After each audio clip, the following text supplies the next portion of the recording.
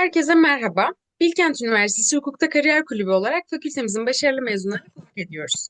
Öğrencilerimize farklı kariyer yollarını tanıtmak ve ilham vermek için oluşturduğumuz video serimizde bugün konuğumuz 2011 yılı mezunumuz Talya Uçar Yılmaz Dayval.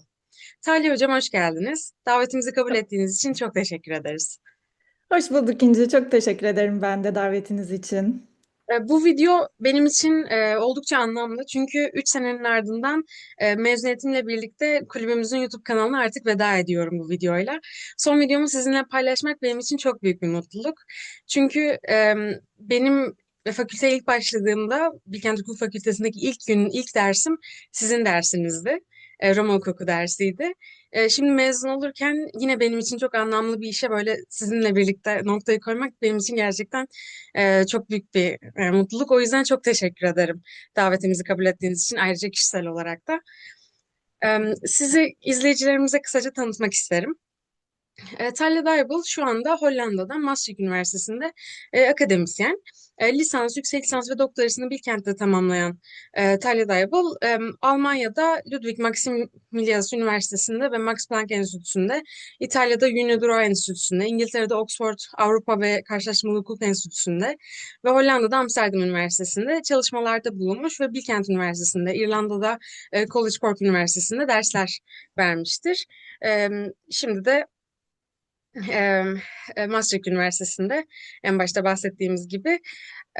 Tüm bunların haricinde Talha Daybal kimdir diye sorarak başlayabiliriz. Kendinizi kısaca tanıtmak isterseniz. Zaten İnci siz çok güzel bir şekilde gerekli tanıtımı yaptınız.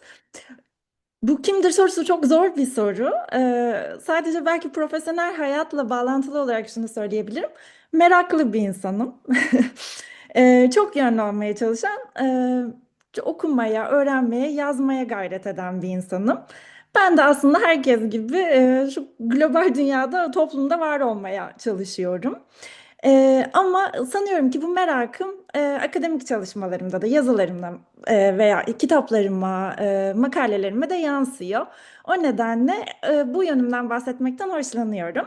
Şunu da söylemek isterim. O sizin bahsettiğiniz mutluluğu ben de taşıyorum aynı şekilde. Çünkü sanıyorum ki eğer yanılmıyorsam siz ve sizin gibi diğer öğrencilerim, siz de benim ilk öğrencilerimdiniz Bilkent'te. O yüzden benim için de ayrıca bir çok duygusal bir boyutu var. Ben de ayrıca teşekkür ederim. Hocam çok mutlu oldum böyle düşünmenize. Hikayeyi biraz geriden alalım. Bilkent'te hukuk okumaya nasıl karar verdiniz? Sonrasında baktığınızda Bilkent'in size nasıl katkıları oldu ve nasıl bir lisans dönemi geçirdiniz? Öncelikle belki sondan başlayayım cevap vermeye. Harika bir lisans dönemi geçirdim. Muhteşem arkadaşlıklar kurdum. Hepsi şimdi çok başarılı akademisyenler, çok başarılı hukukçular oldu bütün dostlarımın. Çok keyifli, çok şey öğrendiğim, çok büyük hocaların öğrencisi olma onurunu hissettiğim, yaşadığım çok keyifli bir lisans dönemi geçirdim. Bu bence biraz şans idi. Çünkü Bilkent Hukuk okumaya karar vermedim. Kendimi Bilkent Üniversitesi'nde hukuk fakültesinde buldum. Çok kısa bir şekilde anlatayım. Biraz bu uzun bir hikaye. Benim yakın dostlarım bunu bilirler.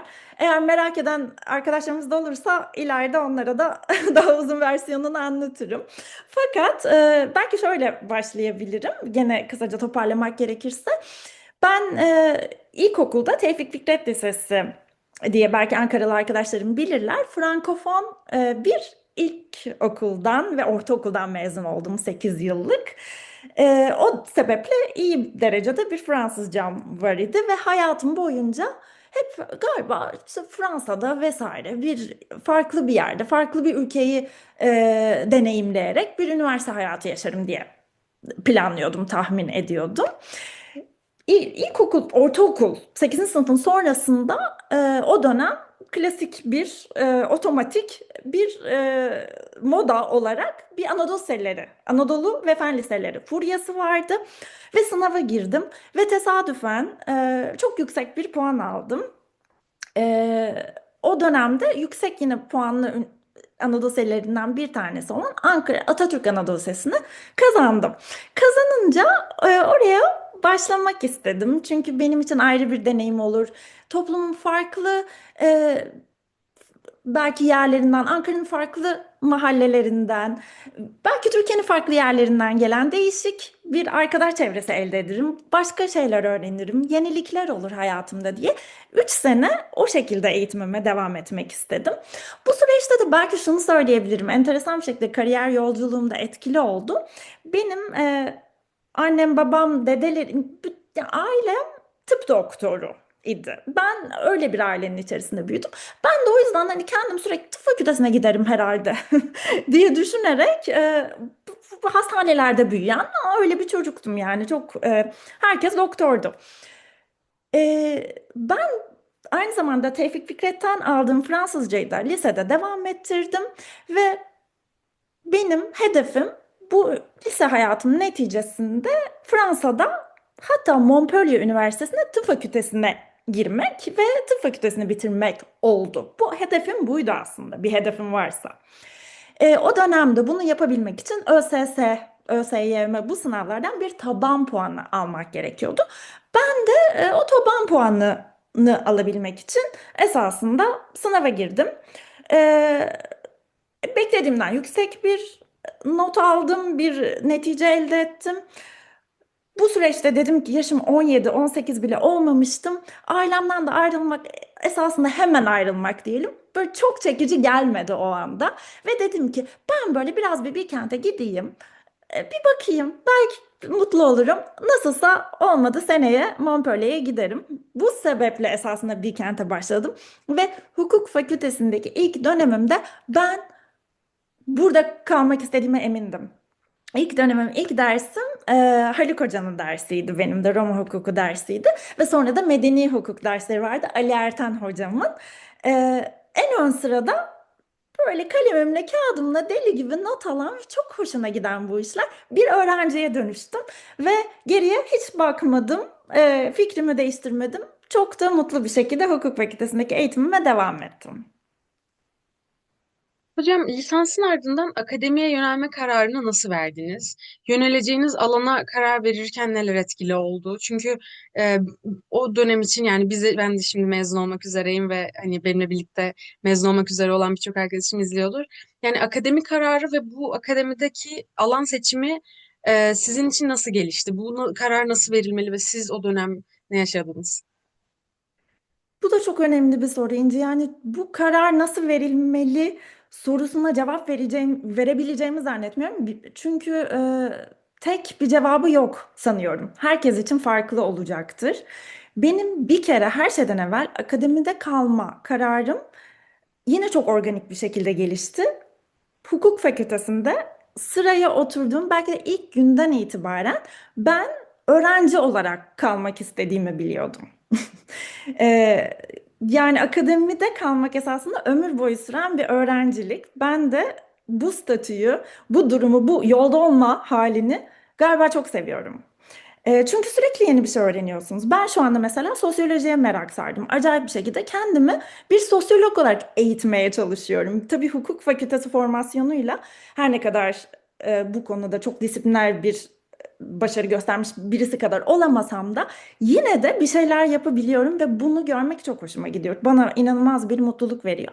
Yani ben lisanstan itibaren galiba bunu yapmak istediğime çok emindim. Nasıl, nerede vesaire o kısımlar hakkında bir fikrim elbette yoktu. Çok bilinçsiz ve çok toydum. Ve fakat öğrenci olmak istediğimi biliyordum. O açıdan benim için açıkçası kolay bir karar oldu. Yani çok stratejik, enstrümantal, çeşitli senaryoları değerlendirme vesaire gibi bir düşünce sürecim olmadı. Ben ne istediğimi çok iyi biliyordum.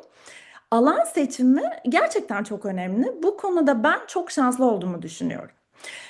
Fakat bir yandan da o şansı kendimin yarattığını düşünüyorum. Yani birazcık iki boyutlu bu durum.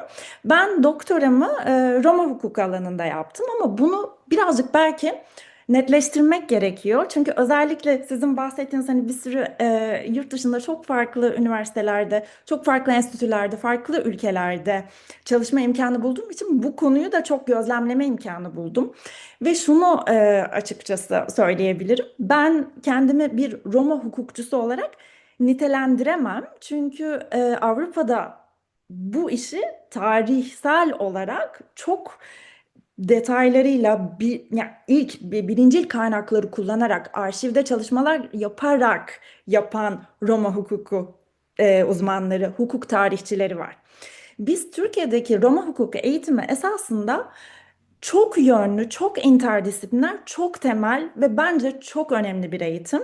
Ve eğer bir insan interdisipliner bir hukuk çalışmasında bulunmak istiyorsa bence bunun temeli ve Avrupa hukukunu anlamak açısından da her şeyin başı olarak yine disiplinler arası çalışmaya elverişli olarak çok önemli, çok temel bir alan olarak görüyorum. Yani hukuk tarihi veya Roma hukuku değil de e, Avrupa medeni hukukuna giriş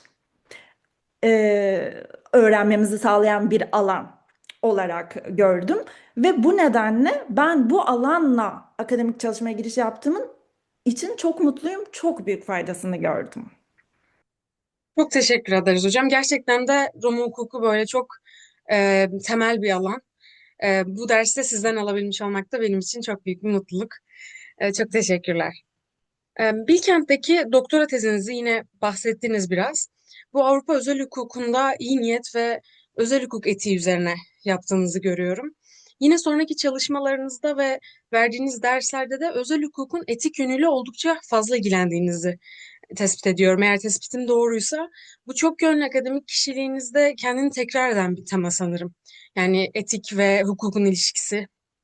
Özel hukuk genelde çok daha mekanik bir alan olarak karşımıza çıkar. Hani işte özel hukuk dediğimiz zaman biraz daha kurallar veya da hukukun kendi içinde kalan, etikle belki çok fazla bağdaştıramadığımız ilk bakışta bir alan ama buradaki etiğe dair incelemeye nasıl giriştiniz? Yani bu yöneliminiz hem nasıl ortaya çıktı hem de bu aslında çok üzerine düşünmediğimiz ama önemli bir şey. Yani özel hukukun da elbette çok sağlam bir etiği olması gerekiyor. Hani hukukun bir bütün olarak işte adalet işlevi için. Nasıl değerlendiriyorsunuz bu hukuk ve etik temasını? İnci, çok teşekkür ederim. Aslında çok güzel bir noktaya değindiniz. Bu böyle kendini tekrar eden bir tema olarak görülüyor. Bu iradi değildi. Yani muhtemelen bir şekilde bilinçaltımda sanıyorum bu tarz boyutlara yöneldim.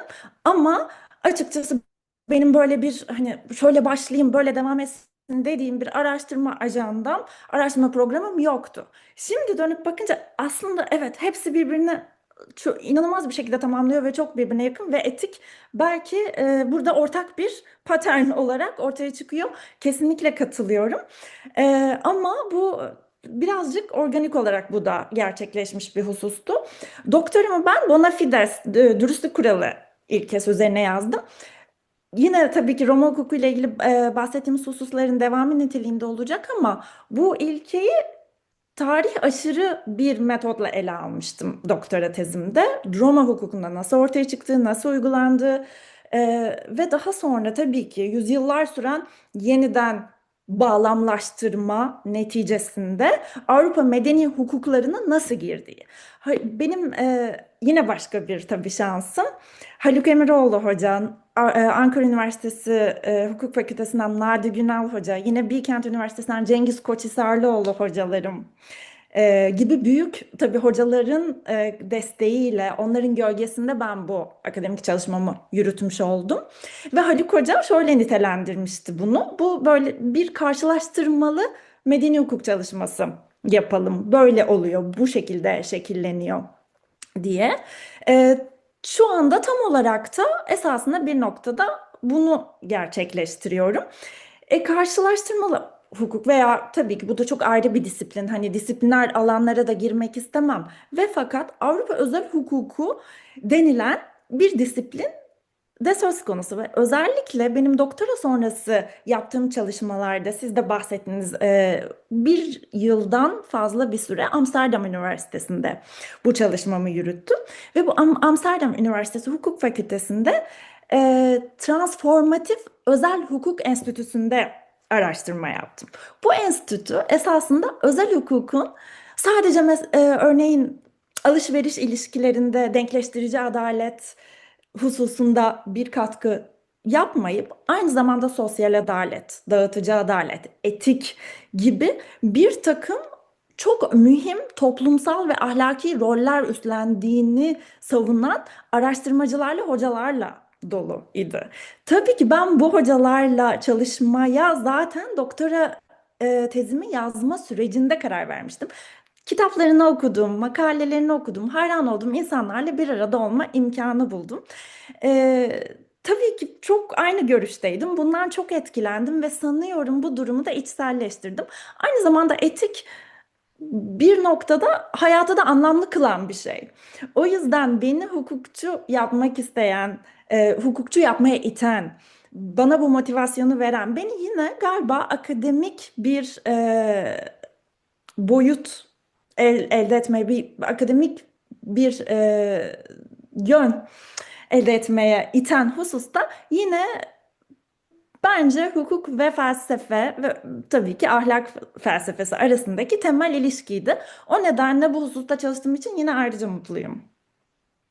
Hocam, Roma hukukundan sağlık hukuku ve etik gibi pek çok hukuk alanında dersler verdiğinizi görüyorum. Akademide belli bir alan seçiminin bizleri kısıtlayan bir unsur olmadığını anlıyorum sizin faaliyetlerinizden.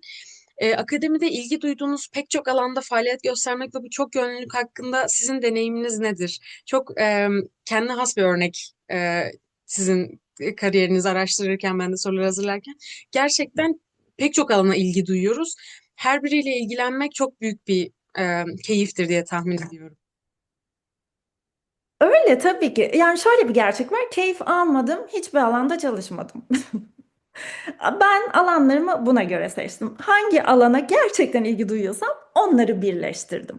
Biraz galiba akademik yine araştırma ajandam diyelim, eklektik. Yani pek çok farklı disiplini ben bir araya getirmeyi tercih ediyorum. Çünkü her şeyden önce bu beni mutlu ediyor. Bu beni motive ediyor. Bu benim merakımı körüklüyor ve o yüzden de bir takım belki çıktılar elde edebiliyorum. Fakat bu esasında bugün artık ortodoks bir yöntem olmaya doğru gidiyor. Bu da bir gerçek. Ben enteresan bir örnek olarak burada görmem kendimi veya hani başka bir ülkede. Ee, Türkiye'de ki bunun da bence çok büyük faydaları var. Hukuk tabii çok disipliner bir alan ve ben açıkçası bunun da çok faydasını gördüm. Bunun da çok kıymetli olduğunu düşünüyorum. Çünkü kimi zaman interdisipliner bir yaklaşıma yöneleceğiz derken bir disiplinin gerektiği gibi ele alınması gereğini unutuyoruz. O derinliği kaybediyoruz. Bence interdisipliner çalışmanın en büyük riski bu. O derinliği kaybetme riski. Benim interdisipliner çalışmalarımda ben o derinliği mümkün mertebe elimden geldiğince korumaya çalıştım. O yüzden belki enteresan bir örneğim. Onun dışında disiplinler arası sınırların aşılması, kaybolması, e, belirginliğinin azalması bakımından bence zaten global trend o yönde ve bu çok çok normal karşılanan bir şey. Hatta normal karşılanmakla kalmayıp beklenen bir şey. Teşekkürler hocam. Çok önemli bir bakış açısı. Yani akademi düşünen arkadaşlarımızın da aklında bulunması gereken önemli bir şey. Sizi tanıtırken saydığım pek çok üniversitede araştırmalar yapmış olduğunuzu görüyorum. Yine Amsterdam Üniversitesi'nden biraz bahsettiniz. Buralardaki işte daha önce yazılarını okuduğunuz hocalarla bir araya geldiğinizden bahsettiniz. Örneğin yapay zeka ve hukuk, Amsterdam Üniversitesi'ndeki çalışmanıza dair, Max Planck Enstitüsü'nde özel hukuk etiği gibi pek çok sayıda faaliyetleriniz var. Birazcık da bu akademik yolculuktaki doktora sonrası süreçte bu ziyaretler önemli zannediyorum. Bu deneyimlerden ve bu doktora sonrası bu ziyaretlerden ve buradaki çalışmalarınızdan da bahsedebilir misiniz? Tabii çok çok mutlu olurum. Seve seve bahsederim. Yapay zeka üzerine çalışmaya sanıyorum evet Amsterdam hatta Amsterdam'dan evvel doktora sonrası çalışmalarıma ilk kısa bir dönem İtalya'da başladım. Sonra Almanya'da Max Planck'te devam etti. Esasında o dönem başlamıştı. Çünkü ben teknoloji denilen sosyal olguya meraklıyım. Fakat burada bir parantez açmak isterim. Teknolojiden kastım dijital teknoloji, illa yapay zeka, nöroteknoloji, yeni ortaya çıkan teknolojiler değil. E, Orduda kullanılan teknolojilerde bir teknoloji, kimi zaman ticaret ve ticaret ağları Roma'daki bir teknoloji, tarım bir teknoloji. Yani toplumsal bir olgu olarak teknolojinin ekonomiyi, sosyal yapıyı, hukuku nasıl değiştirdiğini her zaman araştırıyordum. Bu nedenle esasında benim yapay zekaya olan ilgim ve çalışma yöntemim hiç yeni bir şey içermedi. Tamamen doktora sırasında Roma hukuku çalışırken, Haluk hocamın asistanı olarak bunu anlatırken, gelecekteki meslektaşlarıma ne yapıyorsam aslında o temel hukuki mantığı yeni bir teknolojiye uygulamaya başladım. Çok da tabii keyifliydi çünkü eğer ortada yeni bir teknoloji varsa burada bir gri bir alan var demektir. Genelde böyle oluyor. O gri alanı da tabii ki çok ciddi bir, yine Bilkent Üniversitesi'ndeki hocalarımdan onların sayesinde elde ettiğim tabii ki hukuk bilgisinin yanı sıra yine değişik işte sosyoloji merakıyla, ekonomi merakıyla, belki doğa bilimlerine olan merakına vesaire harmanlayarak çalışmaya başladım. Çok da keyifli oldu. Hala da buna devam ediyorum. Tabii ki farklı ülkelerde bulunmanın, farklı enstitülerde bulunmanın, bütün bu doktora sonrası çalışmaların bunu da inanılmaz bir şekilde motive ettiğini, hızlandırdığını, bir ivme kazandırdığını da tabii ki söylemeden geçemem. O yüzden çok büyük bir şanstı. Çok da keyifle geçirdim doktora sonrası araştırma sürecimi. Çok dediğim gibi büyük bir lükstü benim için. Aynı zamanda da tabii ki bir maraton. Çünkü inanılmaz fazla bir volümle ne derler çok ciddi bir öğrencilik dönemine geri dönüş ve hiç bitmeyen bir sınav dönemi gibi düşünün. O şekilde bir iki sene geçti ama çok keyifliydi. Ya, Türkiye'de hukuk eğitimi almış olmak yurt dışında faaliyet göstermenize ve akademisyenlik yapmanıza da hiç engel olmamış görüyorum ki. Genelde hukukun yerel bir alan olduğuna ve yurt dışında faaliyet göstermeye imkan vermeyeceğine dair de bir genel kanı var. Yani böyle bir anlayış var. Sizin deneyiminiz bu bakımdan nasıldı? Nelerin yurt dışında faaliyet göstermekte faydası olduğunu düşünüyorsunuz? Belki Bilkent'in belki bir katkısı veya da sizin yolculuğunuzda Türkiye'de hukuk eğitimi almış olmak olumlu olumsuz bir şeyleri etkiledi mi? Nasıl değerlendirirsiniz? Bu da çok çok önemli bir soru. Yine sübjektif bir husustur diye tahmin ediyorum. Yani herkese göre değişecektir bunun cevabı. Ben zorluklarını da sizinle rahatlıkla paylaşabilirim. Ama bence hepimizin de kabul edeceği çok büyük avantajları da var. Bu avantajlarla başlayalım. İyi haberden başlayalım. Ee, Özellikle Bilkent için konuşuyorum. Ben başka bir üniversitede okumadım. Ben yani Osman Gürzumar Hoca'dan medeni hukuk, Ergun Özbudun Hoca'dan, o dönem Ergun Hoca vardı, anayasa hukuku, Özcan Karadeniz Çelebican Hoca'nın Roma hukuku dersine girme imkanına sahip oldum.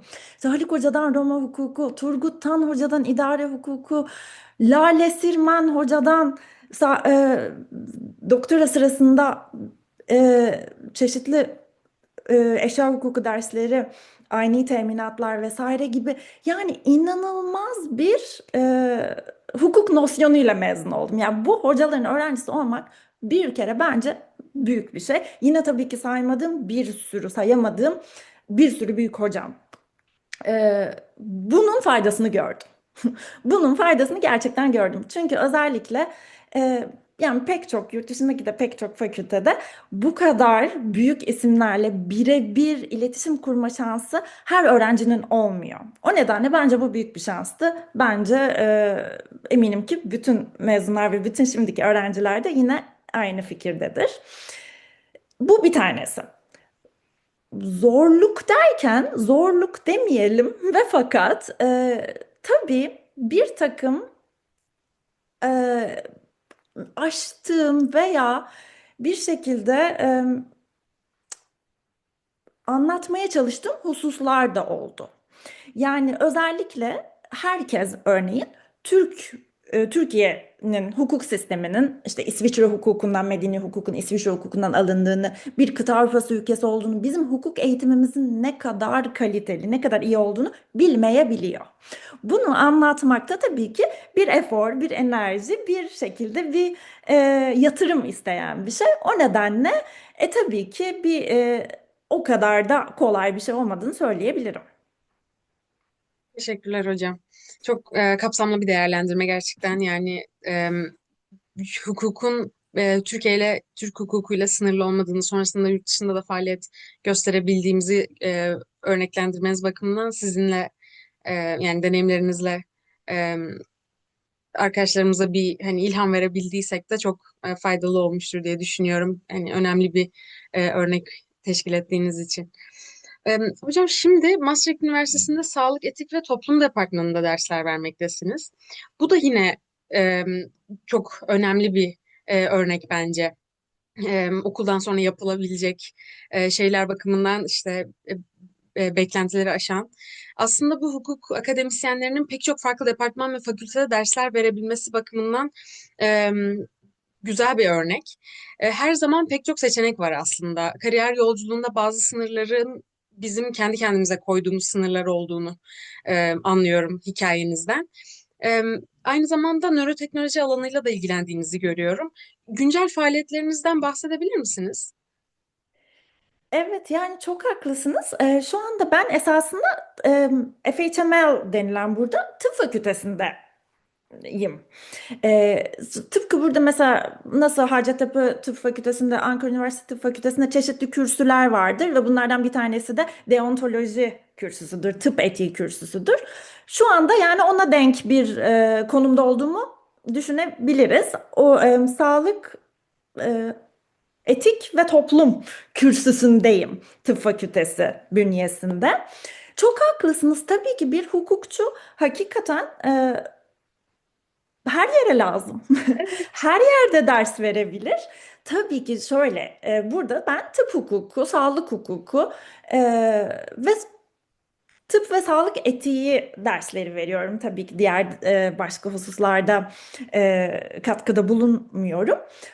Fakat bunu sadece bir tıp fakültesiyle sınırlandırmaya da gerek yok.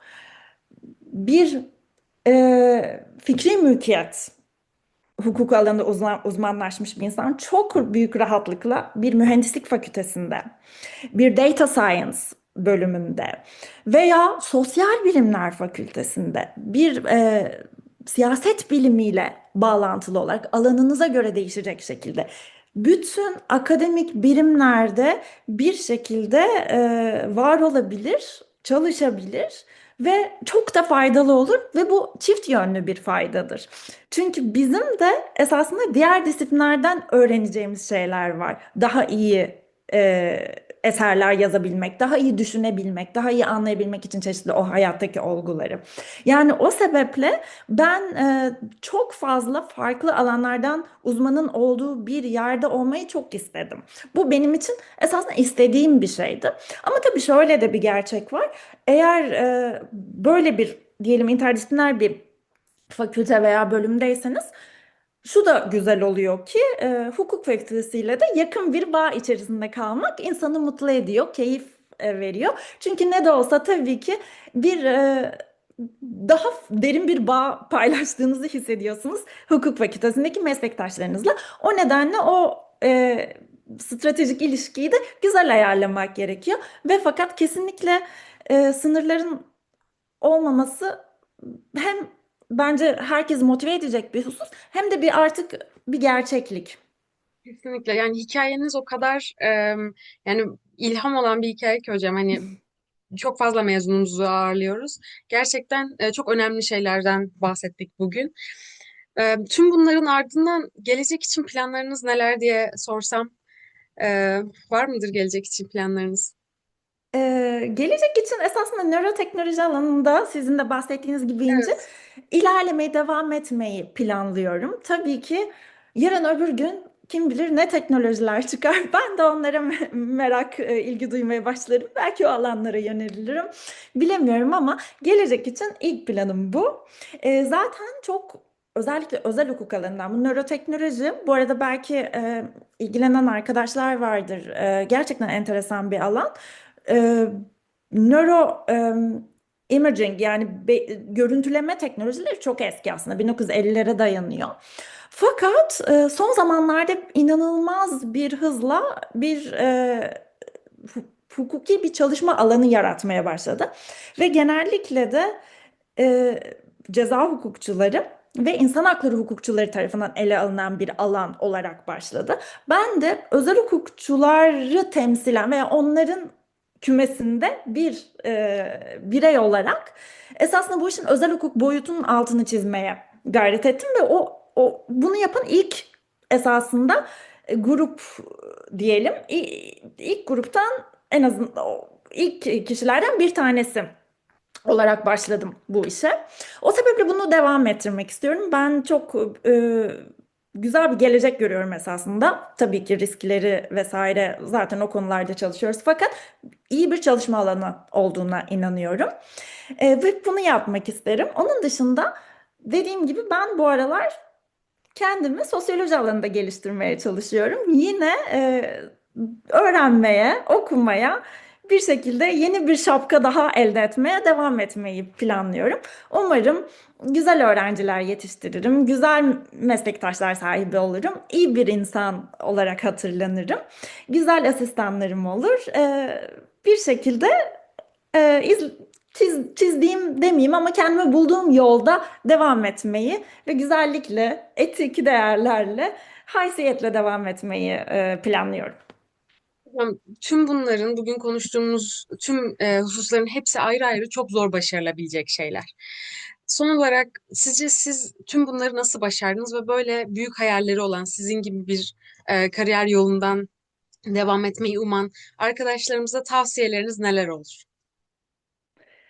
Estağfurullah. Tabii ki, bence şu anda sizin, İnci, benim sıra arkadaşım olan, şimdi ismini sayarım ama çok çok vakit alır. E, Bir sürü tabii ki arkadaşlarımın, hepimizin inanılmaz kıymetli başarıları var. O yüzden ben hepimizle çok gurur duyuyorum ve öğrencilerimizle de. Benim kendi hayatımdan, kendi tecrübelerimden vereceğim tavsiye: gerçekten sizi mutlu eden alana yönelirseniz e, başarı takip ediyor diyemem. Çünkü bu işin çok faktörü var. Şans var. Bir şekilde bir toplumun ürünüyüz. Bir sürü başka parametre var. Ama bu işin önemli bir boyutu bence. Yani o yüzden işinizden keyif almanız. Bu galiba ilk tavsiyem olur. İkincisi de biraz yaratıcılık, biraz cesaret. Bunların da bence e, önemli faydalarını en azından ben gördüm. Bunları da tavsiye edebilirim. Ama tabii ki bu çok çok genel ve esasında da subjektif olarak anlaşılması gereken bir husus. O yüzden umarım bu tavsiyemden böyle belli noktaları seçip alır arkadaşlarımız. Ali Hocam, çok teşekkür ederiz. Çok güzel bir röportaj oldu. Son videomu benimle paylaştığınız için tekrar çok teşekkür ederim. Umarım genç arkadaşlarımıza ilham olmuşuzdur. Herkese görüşmek üzere diyelim. Ben de çok teşekkür ediyorum İnci. Çok sevgilerimi iletiyorum size. Benim için de çok güzel bir an oldu. Görüşmek üzere.